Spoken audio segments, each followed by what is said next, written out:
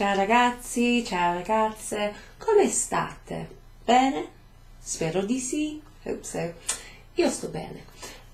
Questo è il video 5, il video della settimana 5. So it's the video of week 5. So that's gone quite quickly, hasn't it? Che cosa abbiamo fatto questa settimana? Che cosa? What? Che cosa abbiamo fatto? So, do you recognize that abbiamo? I mean, it is written behind me on the board, but you might not be able to see that in full because I'm a little bit in the way. Che cosa abbiamo fatto? Che cosa abbiamo fatto? How do you think this might be spelt? Che cosa? Chiudete gli occhi, so close your eyes e ascoltate and listen. Che cosa abbiamo fatto questa settimana? So you might have been able to envision how some of those words were spelled. Didn't quite have enough space there, so here's what I said. So let's see if I can point on the monitor in the right place. Che cosa? Oh, there. So what? Cosa abbiamo fatto? Have we? Or we have. What have we fatto? That means done. So that's the past participle of the word to do. Questa settimana. This week. So what did we do this week? Abbiamo. So I said you might recognise that. Why would you recognise abbiamo? Well, it comes from the verb avere in the present tense. So let's see if you can see what I've written behind me.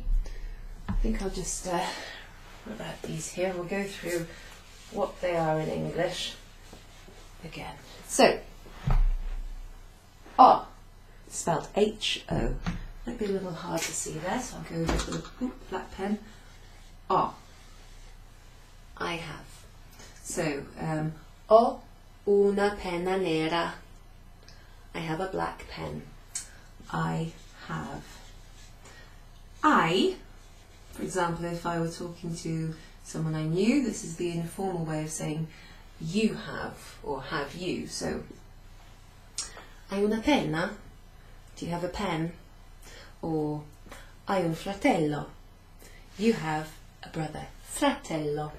So that's you have in the informal, I'll just put in there for now, informal singular. Ha una macchina rosa. Ha. So ha is the first, second, third person singular. These are singular and these are plural. That means when you're using these, you're talking about or addressing someone, just one person. These you use when you're talking about we or you guys or them, they. Okay, so these are plural down here. So a can mean either he has or she has, lui ha, lei ha, or it can be the formal way of asking someone. So if you don't know them and you're saying, do you have hai un passaporto? Scusa, un passaporto. So when I said I, and excuse me, I made a mistake, you need to listen for the difference in the pronunciation. So I is H-A-I. A is just H-A. So we don't pronounce the H at the beginning of the word, we just pronounce it O. I, A. So that's he or she has, or it could be a lei form as well. So that's several meanings. Abbiamo, that's we have. Abbiamo una casa. So we have a house. We have. Avete, voi. Voi avete. Voi avete libri. I libri. You have books. You, plural, you guys have. And that leaves hanno. So hanno is they have. They have. So really, really useful those. that was part of your homework actually, to write some sentences. Oh, you recognise from your descriptions of famous people, for example, Donald Trump ha I capelli biondi, so he has blonde hair. Sophia Loren ha capelli scuri, so she has dark hair. So we'll come back to that probably in the coming weeks. So I might clear off the board a minute and write another one. At the beginning of the class, I gave you each a box, and in the box were some objects. So a box is una scatola, and some of the objects that you had, you might have known the words for. They were nouns. So things like un fiore rosso, una pietra, una matita, which I don't have here, I don't think, but that's a pencil, matita. Here's one. Una matita, una penna rossa. So I think you had green pens in your boxes. And then what else did you have? Una bottiglia di profumo, a little perfume bottle. Gli occhiali, okay, etc. So the purpose of that was to work in teams and find out the meaning of the nouns. Bit of dictionary time, asking questions, and then afterwards you asked each team, che cosa? So we had that, didn't we? What? Che cosa? And instead of abbiamo, you were asking, what do you all have in the box? So the question was, che cosa you have? So avete, that's the plural. You have. What do you have? Nella scatola, in the box. So then you had to say, more or less, abbiamo un fiore rosso, abbiamo un bicchiere, abbiamo gli occhiali, etc., etc., depending on what was in the box. So I thought that was quite a useful exercise. Then we went on to look at the verb, well, at some of your homework, because there was quite a lot. So there were exercises along the lines of using the verb essere. So, do we remember what the verb essere is and what it means? Just move over here actually, and I think that's the light shining on there. Let me just zoom out a little bit. Zoom, zoom, zoom. My headphones out of the way. Okay, so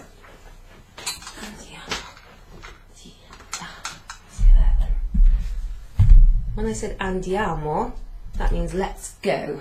Andiamo di là, let's go over here. So about there maybe.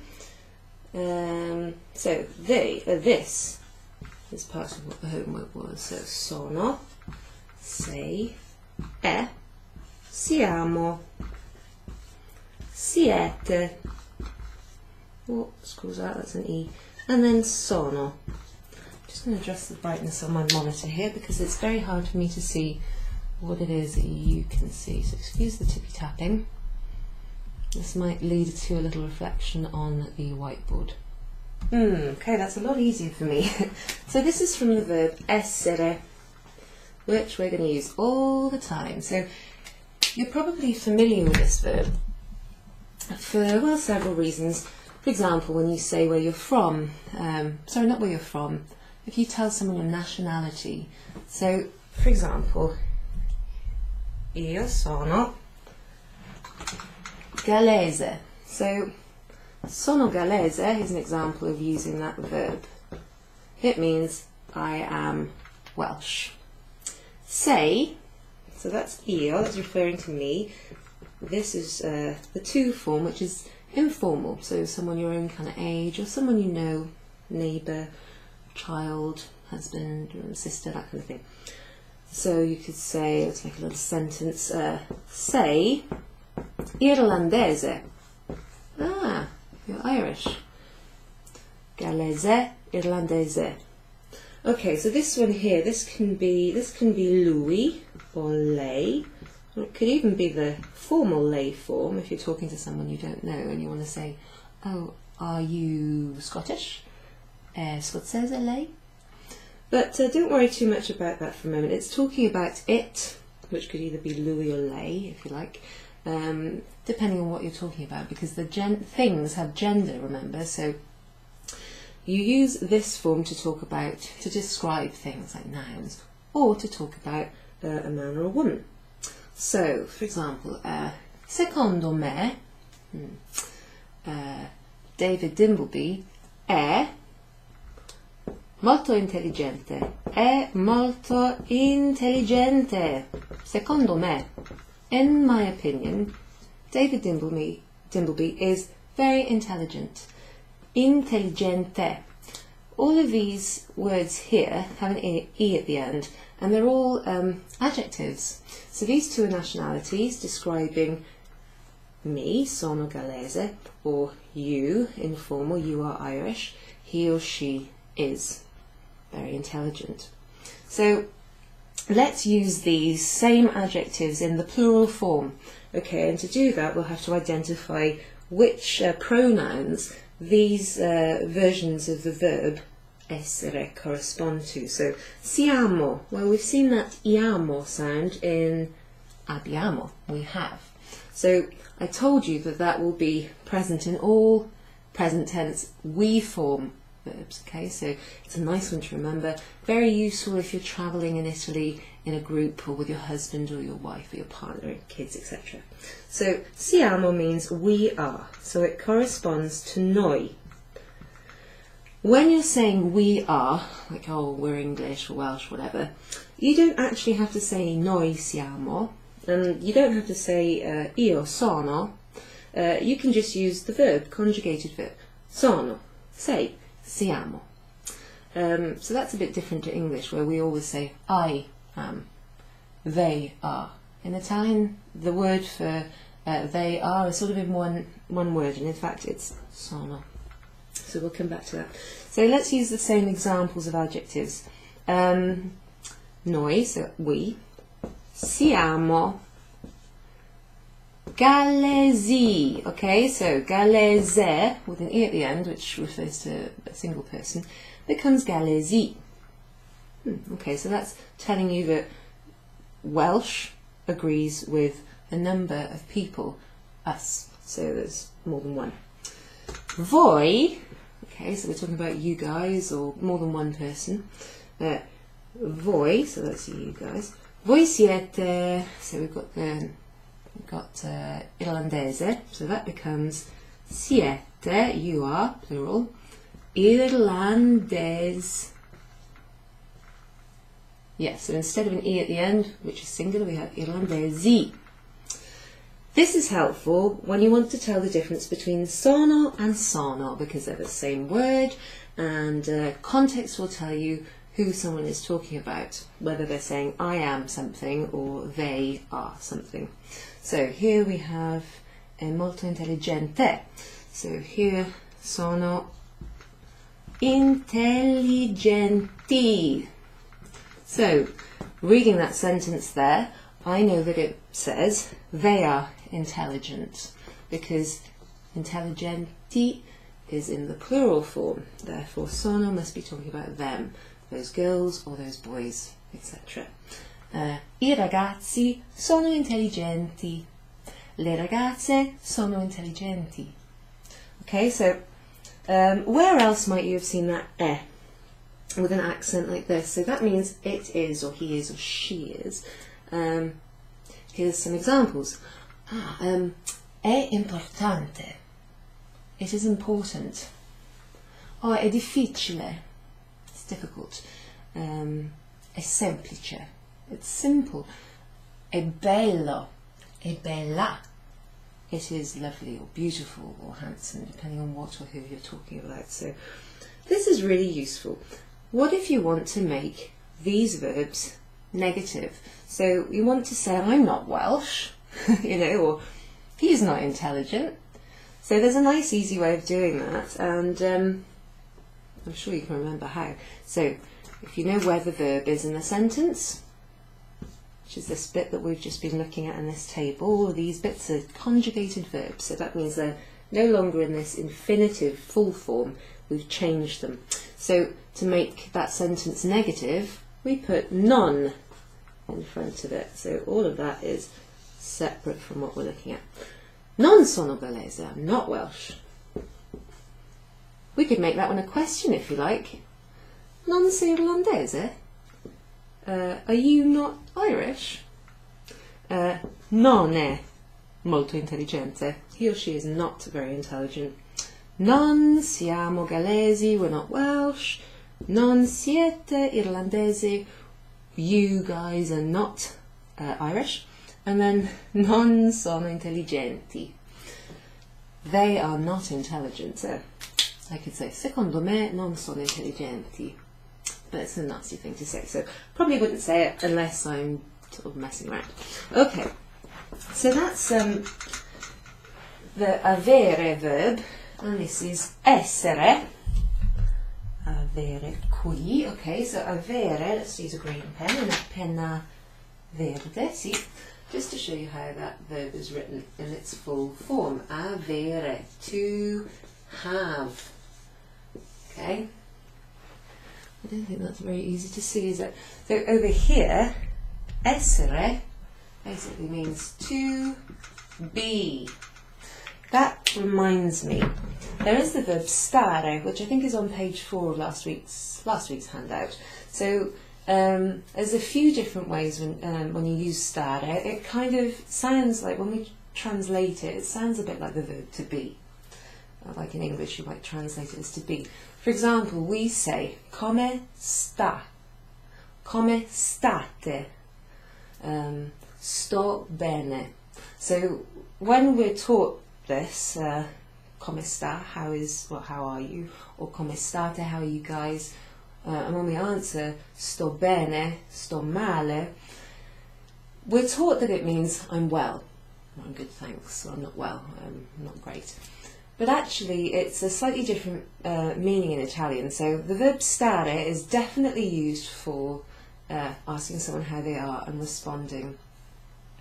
It's also used for several other things which are a little bit complicated to understand, but the verb stare, which is spelt how it sounds, I'll put it on this, S-T-A-R-E, sorry about all the noise, my microphone's near basically everything on my desk. Stare, so that's S-T-A-R-E. That's the verb I'm talking about, stare. So that's the verb that's conjugated in accordance with the pronoun, whoever's being talked about or whoever you're addressing. So, for example, come, how, come state.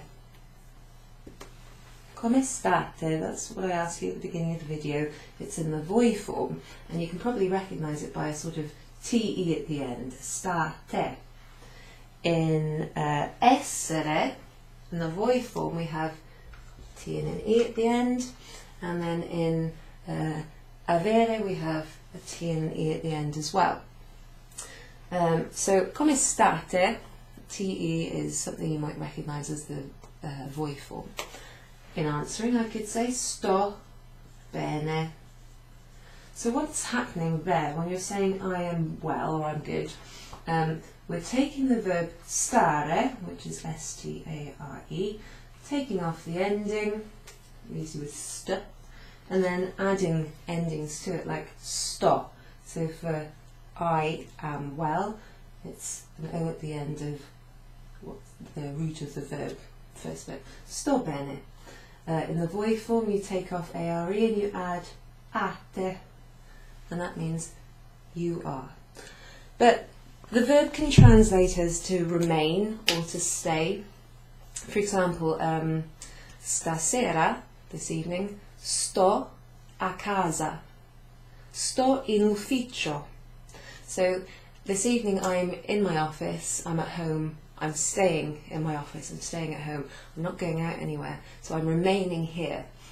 So that's one reason that it's slightly different at times when we translate it. But you might in the dictionary find essere and stare both meaning to be. So don't worry too much, there's just different times when you use it. So we'll see that again. Okay, so we looked at these two verbs. We went through the exercises that you did for homework from last week. We also then had an introduction on pagina 2 del documento di questa settimana, from this week's handout.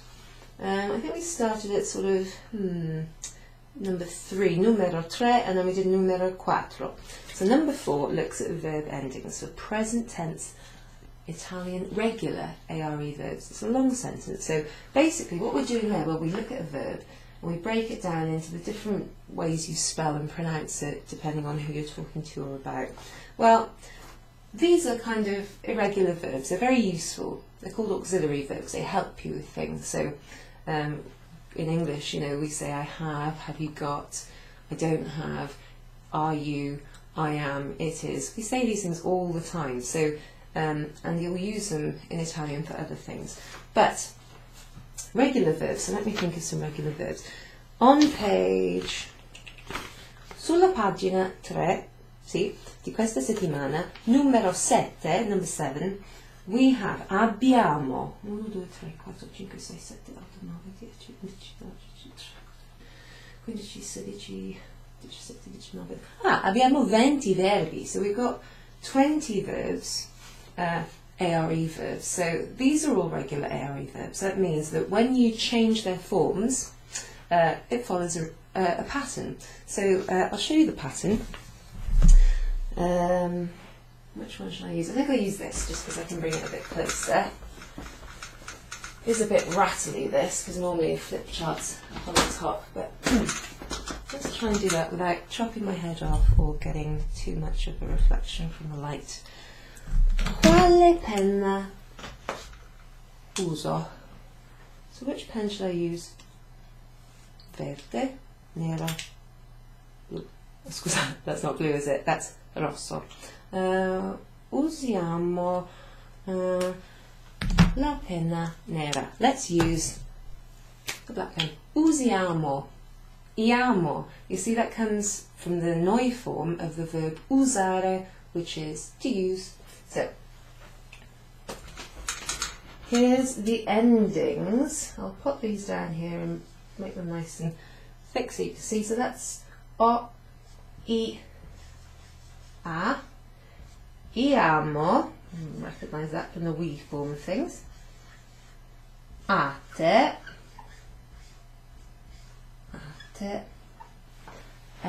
ano.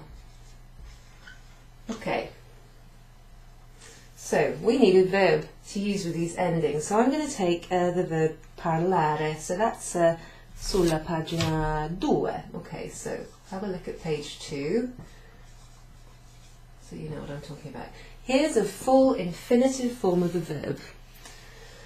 To speak.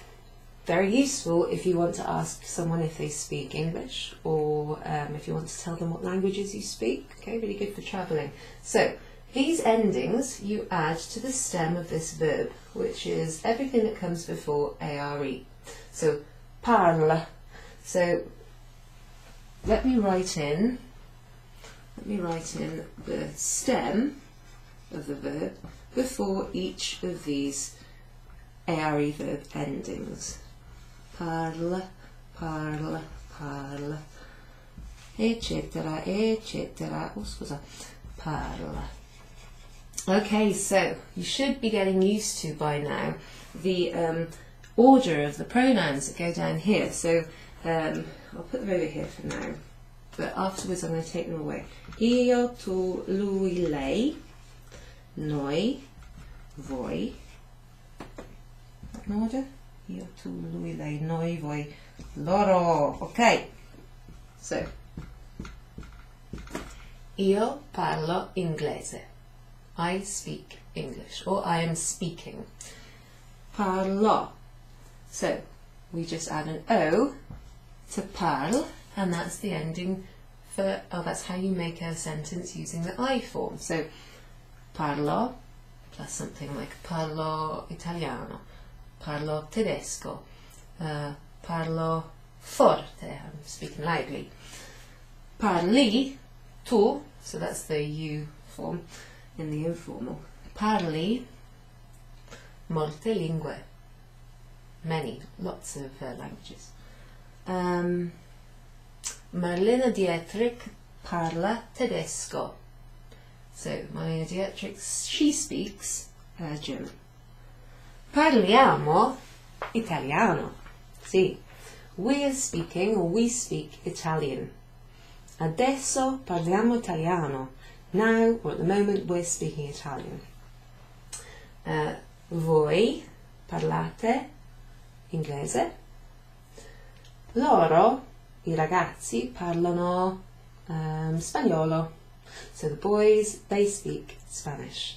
Le ragazze parlano gallese. The girls are speaking, or they speak Welsh. So the present tense in English can be translated in sort of generally two ways. So it could be like I speak, or it could be I am speaking. So we've got the present and the present continuous. So where you've got I am plus speaking, like that ing at the end, that's sort of a continuous form, like currently I'm speaking. But in general, I speak quietly, I speak to my mother every day. You know, there's two ways you can translate that. In Italian, it's quite simple, it's just the one. Parliamo, the iamo at the end. So in the noi form, you'll always see this iamo in the present tense of any verb actually. So it's really easy to remember. So as long as you remember parlare means to speak, you can say we speak or we're speaking. Parliamo. It can also mean let's do something. So let us, so in the we form. Let's do something, like the kind of imperative. Andiamo, let's go. Mangiamo, let's eat. Balliamo, let's dance. Let's have a look at some of the other verbs that are on page 3. So, guardate questo. So when I say that, guardate questo, I'm saying, you guys, you look at this. Because guardare, if I put it in the voi form, guardate, ate, ate. That bit there is the stem of the verb guardare, which means to look at or to watch something. So guardate questo, you guys look at this. So let's find, okay, a useful one if you travel to Italy. So I'm going to Italy soon, and this is something that we'll be doing, my husband and I. Noleggiamo una macchina. So, noleggiare means to hire or to rent something. Noleggiamo una macchina. We're hiring a car. Okay. Lavorare. Okay. If I use the verb lavorare, it means to work. Stasera lavoro. So, if I want to say I'm working this evening, I take the are off lavor, so that's a V and that's an R. Lavor is the stem, and I put an O at the end because I'm saying I'm working. Lavoro. Stasera lavoro, come sempre, as always. So, okay, I'm going to do this one in the we form. So this is a verb on page 3, viaggiare. Yeah, I like this one. Probably one of my favourite things to do in the world. Viaggiare. To travel. Yes. So we've got viaggiare. We take off the ending of the verb, which is are, which leaves viaggi. And we're going to put it in the noi form. So it's already got an I there. So we just need to actually put amo. Viaggiamo. Viaggiamo. So that means let's travel, or we're travelling. For example, viaggiamo in macchina. So we're travelling by car, basically, or in a car. Okay. Okay, so in our class, Jim plays the guitar. Well, he doesn't play guitar in that class, but maybe one day, who knows. So to play a guitar or an instrument, to make something sound, we use the verb suonare, suonare. So I'm going to say Jim plays the guitar. So we need to know the verb suonare. Suonare, suonare. It's kind of a U and an O is like a wa. Suonare. So we take off the are, go down to the he, she line, and you can see the ending that you need to put on that verb is an A, so suona. So, Jim suona la chitarra, plays the guitar. Anche io suono la chitarra, but I don't play it very well, so yeah, so you know, you don't need to hear that. So we've got viaggiamo, suonare, lavorare, to work. Okay, so there's 4 verbs at the end of, I'll have to finish in a minute, but there's 4 verbs at the end of this page, or the list on page 3. So pagare, aspettare, ascoltare, e cercare. These are super useful ones actually. You'll probably use these quite frequently, especially if you travel, so, or if you talk to people abroad. So pagare, yeah, that means to pay. There's asterisks next to these last 4 on the list, so there's a reason for that, and you don't have to worry about it too much. I'll get rid of these, and I'll get rid of the pronouns, get rid of those, because you should probably recognise which ones are which by now, or which order they go in. So we're going to use, for example, let's use ascoltare first actually, we'll come on to pagare afterwards. So ascoltare. So we want to say, or I want you to think about how you say, we are listening, because that's what that means. So take off the ending, which leaves ascolt. And then what's the ending for the noi form? Present tense, ARE verbs. Iamo, ascoltiamo. Sì, Charlotte, ascoltiamo. Yes, Charlotte, we're listening. Ascoltiamo. When you use this verb with another phrase like we're listening to the radio, we're listening to the song, we're listening to music, you don't have to say it to translate the to bit, like we're listening to music. In Italian, you just put whatever you're listening to after it. So, la musica, we're listening to the music. La radio, ascoltiamo la canzone, we're listening to the song. La conversazione, etc., etc. So you don't need to worry about translating the to bit, okay? Same or similar thing goes for this verb here, aspettare. Aspettare. So if I wanted to say I'm waiting for the train, this verb means to wait. I want to put it in the I form, which is, I'll take off the ARE and you pop an O at the end, aspetto. I wait, or I'm waiting. So instead of saying I'm waiting for the train, you just say aspetto il treno. Okay, so to wait for is kind of contained, or I'm waiting for, I am waiting for. 4 words in English, 1 word in Italian. Molto semplice, no? Molto utile, very useful. Aspetto il treno. Another one that's got a little asterisk is cercare. I like this one. Let me just check you can see cercare, let's go in a little zoom in a wee bit there. See, okay. Cercare. These pens have got a kind of tapered edge, so it's sometimes they come out thin, sometimes they come out thick.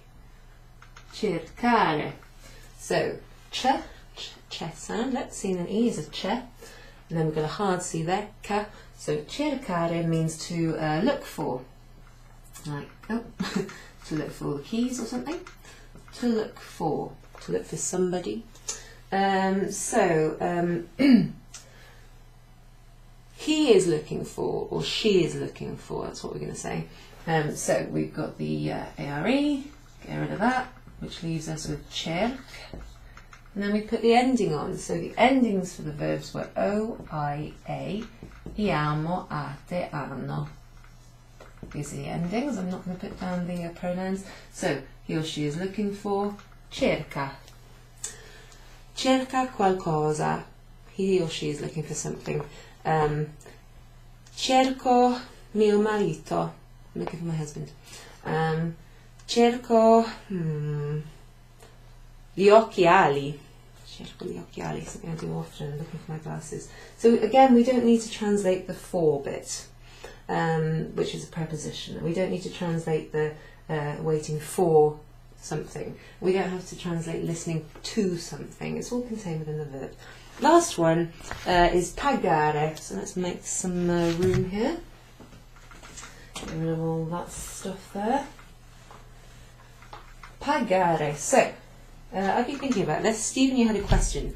I think I misunderstood it in class, but it's come to mind now. So, pagare. So, if you wanted to pay for something, like pay for a meal, pay for a ticket, whatever, you would use this verb, pagare. For example, pago il conto. I am paying the bill, il conto. Pago le bibite. Bibite, well, that's a plural, le bibite. It means the drinks, so pago le bibite. I will pay for the drinks. I'm paying for the drinks. You don't need to say pago per.